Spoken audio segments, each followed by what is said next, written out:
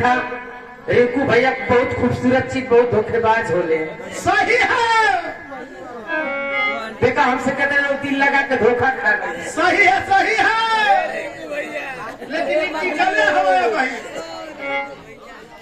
देखी बड़ा देखी क्या डॉक्टर राम ध्यान, डॉक्टर राम ध्यान इस सोना जी के रहने वाले हम दोनों सहेली के 51 पुरस्कार दिए। बड़ा फलान करके डॉक्टरी खूब चले के हसीना बड़ी वफा है